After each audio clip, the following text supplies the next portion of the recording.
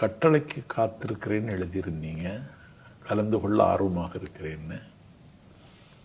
கட்டளை இடாவிட்டாலே நீங்க போவீங்க, ஐ ஆம் ரைட் அப்படின்னு கேட்டாங்க. ஷாக் ஆயிடுச்சு எனக்கு. அப்படின்னு நான் ஏன் லெட்டர் எழுதணும் அப்படின்னு கேட்டேன். உங்க கேரக்டர் என்னன்னு எனக்கு நல்லா தெரியும். நீங்க அதிமுக ஆட்சி, ஜெயலலிதா முதலமைச்சருங்கிறதுக்காக கூட நீங்க இங்க இருக்கல. உங்க கேரக்டர் என்னன்னு எனக்கு தெரியும். இது ஒரு பெக்கூலியர் கேரக்டர். நீங்க நான் சொல்லினாலும் நீங்க போவீங்க, போகக்கூடாதுனாலும் நீங்க போவீங்க. போய் பேசிட்டு வந்து உங்களுக்கெல்லாம் மீனம்பாக்கத்தில் ஒரு பிளாட்ஃபார்ம் போட்டிருக்கான், அங்கே வந்து பேட்டி கொடுப்பீங்க. ஜெயலலிதா போகக்கூடாதுன்னு சொன்னா நான் போய் பேசிட்டு வந்தேன்னு பேட்டி கொடுப்பீங்க. நான் உங்களை கட்சி விட்டு நீக்கணும். இந்த ஆப்ரேஷனுக்கெல்லாம் நான் இப்போ தயார் இல்லை. நான் வந்து தமிழ் ஈழத்துக்கு சப்போர்ட்டர், டெரரிசத்துக்கு நான் எதிரி. It is my stand.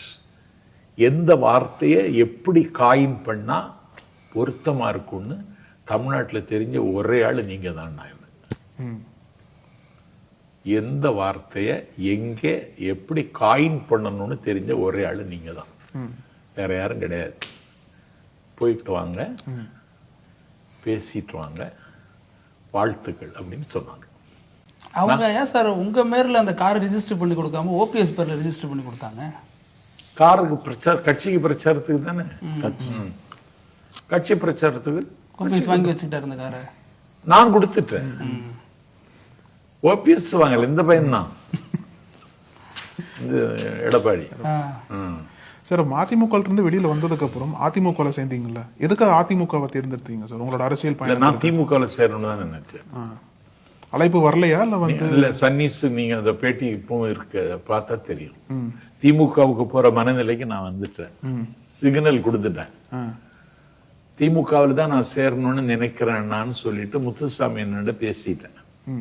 ஓ சரி பாப்போம் சம்பத்து, யோசிக்கிறேன்னாரு.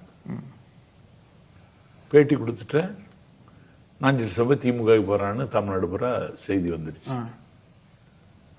பேட்டி கொடுத்த அன்னைக்கு அவங்க என்கிட்ட பேசுறாங்க. யாரு? ஜெயலலிதா.